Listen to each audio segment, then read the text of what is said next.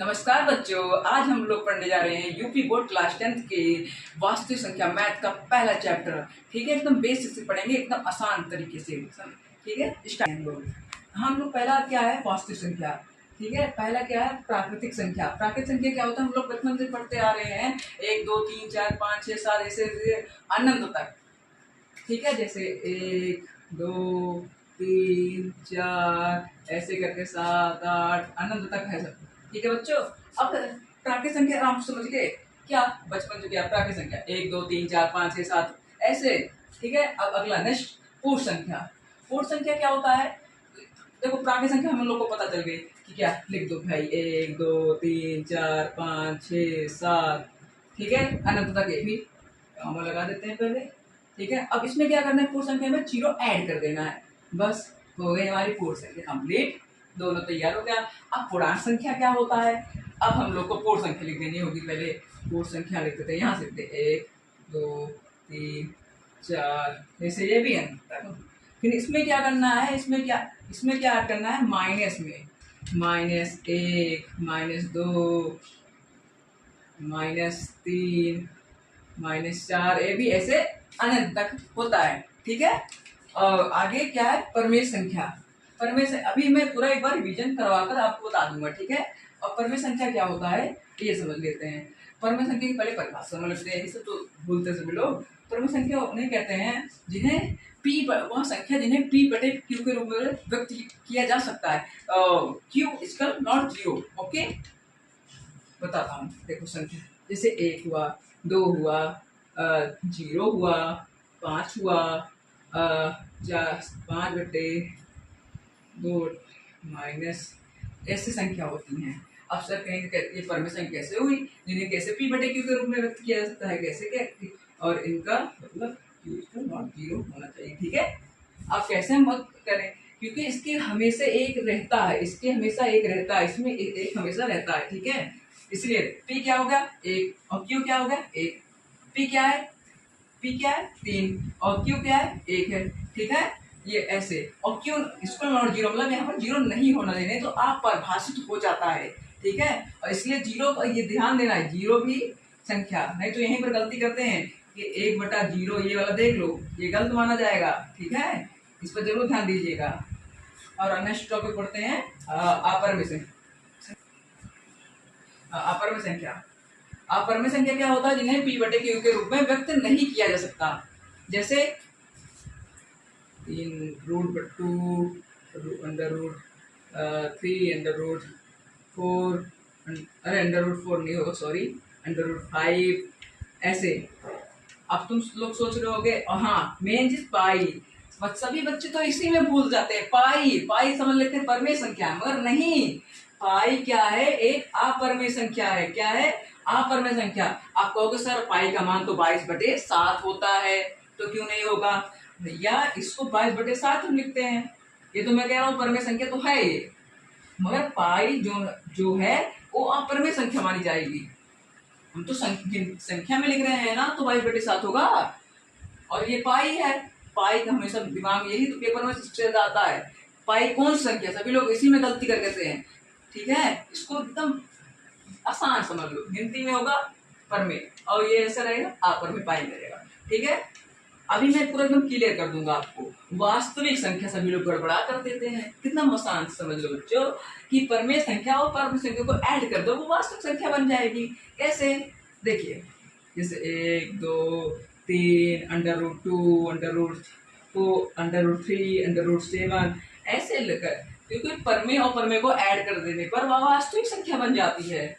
उसमें सभी संख्या आ जाएगी, प्राकृतिक संख्या, पूर्ण संख्या, पूर्णांक संख्या, सभी संख्या आ जाएंगी। ठीक है, इतना समझ लो, जितना पढ़कर आए इसी में वास्तविक संख्या ऐड कर दो बस। ठीक है, एकदम रट्टा मत करो, समझो प्यार से यार, समझो। ठीक है, कि कुछ नहीं करना, वास्तविक संख्या करना है। परमेय संख्या क्या है, परमेय संख्या अपरमेय संख्या को ऐड कर दो बस। ठीक है, ऐड कर दो, बन गई हमारी नई वास्तविक संख्या। अब हम पढ़ते हैं भाज्य संख्या। सभी लोग बच्चे भाज्य संख्या में गड़बड़ा जाते हैं। एक नंबर जिनके 2 से ज्यादा गुणनखंड बनते हैं, 2 धनात्मक, ऐसे नहीं समझो, वह संख्या जिनकी गुणनखंड दो से अधिक होते हैं, दो से अधिक ये जरूर। अब गुणनखंड नहीं समझ पाए, गुणनखंड क्या है, टुकड़ा समझ लो, टुकड़ा करना हम लोग को, रोटी करके आप टुकड़ा कर देते हैं, उसको टुकड़ा समझ लो। अब हम लेते हैं 4, 4 4 भैया 4। अब 4 क्या का टुकड़ा कैसे करेंगे, 2 2 into 1। अब देखो 2 2 जा 4, 4 एग्जाम 4 हो जाएगा, ठीक है। अब इसमें देखो 2 से ज्यादा करो, 1 2 3, 2 से ज्यादा हुआ। अब तुम आप कहोगे सर 2 ले लो, 2 भी तो होगा, मगर ये देखो 2 into 1, मगर 2 से ज्यादा नहीं हुआ, सिर्फ 2 ही आया, ठीक है।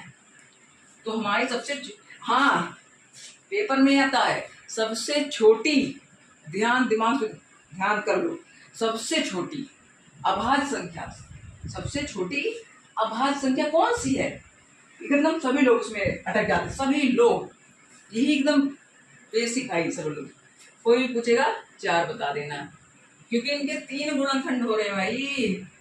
अब इनके 3 खंड बन रहे हैं ना। अब ले लो ऐसे 5 तो नहीं होगा, 6 हो गया, 8 हो गया, 10 हो गया, 9 भी हो गया, 9 भी हो जाएगा, और बताओ। हाँ ऐसे ऐसे करके जिनके 2 से ज्यादा होना चाहिए, बस इतना दिमाग पर रख लो, ठीक है।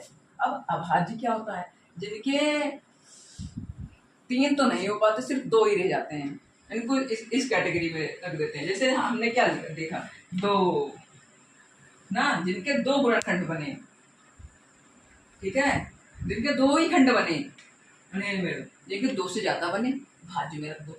अब क्या है, 2 सब, ये भी तो ये भी ऐसा आता है। ऐसे छोटी संख्या बताओ जिसकी अभाज्य संख्या एकदम छोटा बताओ, सबसे छोटा क्या होता है संख्या, तो 2 होगा, इसी में सभी अटकते हैं। 2 और 4 में इसको ध्यान दे देना, ठीक है। अब कोई पूछेगा अभाज्य संख्या किसे कहते हैं, जिनके खंड सिर्फ 2 ही हो पाए हैं। देखो 2 और 1, अब मैं 3 लेता हूँ, 3 into 1। अब इससे तो कोई टुकड़ा कर पाओगे, इससे 3 का ज्यादा टुकड़ा कर पाओगे, 3 1 जा 3 लिख सकते हो बस। और देखो 4 का कैसे, 2 गुणे 2 गुणे 1। अब 8 का लेते तब भी देखो 2 गुणे 2 गुणे तो जा 8 और गुणे 1, इनके 2 से ज्यादा बने, अब इनसे सिर्फ 2 ही बन सकते हैं। आप सोच रहे होगा क्यों 1 नहीं लिए, 1 इसलिए नहीं लिए, इनके 2 हो ही नहीं सकते, हम 1 को सिर्फ ऐसे ही लिख सकते हैं बस, और इससे ज्यादा कुछ लिख ही नहीं सकते हैं, ठीक है। अभाज्य हो गया, अब ऐसे लिख दो 3 5 4 तो नहीं हो सकता, 5 हो गया, 7 हो गया, ठीक है। ऐसे क्या है, 7 अभाज्य संख्या, ये भी एकदम आसान समझ लो। इनमें 2 संख्याओं, 2 संख्या क्वेश्चन, 2 संख्याओं का उभयनिष्ठ, मतलब उभयनिष्ठ निकालना है, सिर्फ उनका उभयनिष्ठ 1 होना चाहिए, 1, ठीक है, 2 नहीं, सिर्फ मात्र 1 उभयनिष्ठ होना चाहिए। जैसे 8 15 मैंने 2 ली है, अब इनका खंड कर देते हैं, 2 into 2 into 2 into 2, ये 8 का निकाल रहा हूँ, और 15 का 3 into 5। अब हमें और 1 लिख देते हैं, 1 लिख देते हैं। मैंने क्या कहा, ऐसी संख्या जिनकी दो पूर्णांक संख्या, जिनकी उभयनिष्ठ गुणनखंड करें, उनका उभयनिष्ठ सिर्फ 1 हो, खंड करें उनका उभयनिष्ठ सिर्फ 1 होना चाहिए, एकदम सिंपल से खंड करना है, उभयनिष्ठ 1 होना चाहिए बस, 2 3 नहीं उभयनिष्ठ आना चाहिए बस। अब देखते हैं, अब मिलाते हैं, ये नहीं मिला, ओके, ये नहीं मिला, ये भी नहीं मिला, ये भी, मगर 1 1 मिल रहा है, ये उभयनिष्ठ 1 है, इसमें 1 आ रहा है। अब तुम सोच रहे होगे 4 और 6 होना चाहिए, ये भी 2 into 2 into 1, 2 into 2 and 3। अब इसमें 2 कॉमन मिल रहा है, तो इसे नहीं सहभाज्य में आएगा, सहभाज्य उसमें आएगा सिर्फ 1 ही उभयनिष्ठ होना चाहिए, मात्र 1 उभयनिष्ठ। सहभाज्य में समझ लो मात्र, यहाँ पर मैं लिख देता हूँ, मात्र उभयनिष्ठ 1, ठीक है, 1 होना चाहिए, मात्र उभयनिष्ठ 1, 2 3 नहीं, सिर्फ, तभी ये सहभाज्य में आएगा। और एग्जाम्पल में ले लो 31 96, ठीक है, ऐसे आप ले सकते हो। सम क्या होता है, सम आप जानते हो, सम संख्या किसे कहते हैं, वह संख्या जो 2 से कट जाए, 4 2 भी 2 से कट जाता है, 4 भी कट जाता है, 6 भी कट जाता है, 8 भी कट जाता है, 10 कट जाता है, मगर 9 नहीं लेंगे क्योंकि वो 2 से नहीं कटता। विषम संख्या उन्हें कह देते हैं जो 2 से ना कटे। 2 से कौन सी संख्या नहीं कटती, 3 नहीं कटती, और कौन सी संख्या नहीं कटती, 5 से, 7 से, 9 से, ऐसे और ले सकते हो आप। इतना तो मैं बता दिया सम संख्या। अभी मैं एक बार रिवीजन करता हूँ। पर हाँ, हम लोग को क्या पढ़ना है, सूत्र ध्यान दे देना। दो धनात्मक पूर्णांक ए और बी के लिए क्या है, ए और बी के लिए हम जब हम एलसीएम निकालते हैं 4 लेते हैं 6 लेते हैं, ये ए कहते हैं, इसे बी। ठीक है, यहाँ पर हम इसे नेक्स्ट टॉपिक में मतलब नेक्स्ट वीडियो में हम इसे कवर करेंगे। ठीक है, धीरे धीरे मैंने क्या कहा, बेसिक से पढ़ेंगे एकदम समझ के। पहले हम संख्याओं को जान लेते हैं, संख्या कौन कौन सी होती है। हाँ, ये वाला पहले हम एक बार रिवीजन कर लेते हैं। ठीक है, रिवीजन में अब शुरू करते हैं। प्राकृत संख्या हमने क्या किया, जो बचपन से पढ़ते आए 1 2 3 4 5 से ज्यादा। ठीक है, जल्दी जल्दी। पूर्ण संख्या, पूर्ण संख्या क्या होता है, जिसमें से जीरो ऐड कर दिया, पूर्ण संख्या बन गया। पूर्णांक क्या हो गया, -3 -4 माइनस ये -3 -2 -1 0 ऐसे आ गया। सिर्फ इसमें देखो पूर्ण संख्या मैंने ऐड किया, सिर्फ पूर्ण संख्या यहाँ पर उतारा और अपने अलग से 1 माइनस से ये कर दिया, तो पूर्णांक संख्या बन गया। अब परमेय संख्या क्या होगा, और जिन्हें p बटे q के रूप में व्यक्त किया जा सकता है। इसमें इसके नीचे हमेशा एक रहता है। ठीक है, तो चिंता मत करना और क्यों के इसको ध्यान भी दे देना। और हम वास्तविक संख्या, वास्तविक संख्या क्या होना जाए, परमेय संख्या, अपरमेय संख्या, या इनको सारी संख्याओं को ऐड कर दोगे तो वास्तविक संख्या बन जाती है। सभी को इकट्ठा कर लेता है वो वास्तविक संख्या। ठीक है, वास्तविक संख्या में 1 2 3 4 अंडर रूट ये सब ऐसे आ जाता है। आप लोग ने पढ़ लिया ना कि √3 ये सब आ जाएगा, पाई आ जाएगा। पाई ध्यान देना, बोल लगा देता हूँ यार, ध्यान दे दो ध्यान। पाई क्या है, अपरमेय। हाँ, और भाज्य संख्या सबसे छोटी भाज्य पूछेगा, ध्यान देना। इसकी ये एक नंबर यही तो बनना है। भाज्य सबसे छोटी भाज्य संख्या पूछेगा 4। ठीक है, भाज्य संख्या किसे कहते हैं, देखिए 2 से ज्यादा गुणनखंडों, 2 से ज्यादा गुणनखंडों को हमने समझा दिया यहाँ पर। अभाज्य क्या होता है, जिनके 2 ही गुणनखंड हो बस, 2 से ज्यादा ना हो पाओ।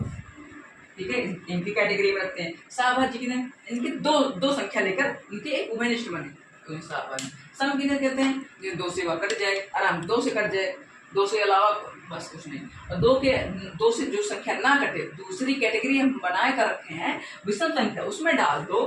ठीक है, अब हम जो नेक्स्ट चैप्टर पढ़ने वाले हैं 2 धनात्मक पूर्णांक के, वो हम नेक्स्ट चैप्टर में लेते हैं। धन्यवाद। यदि आपको इस वीडियो में पूरा क्लियर समझ आ गया हो तो इस वीडियो को लाइक और सब्सक्राइब जरूर करिएगा। और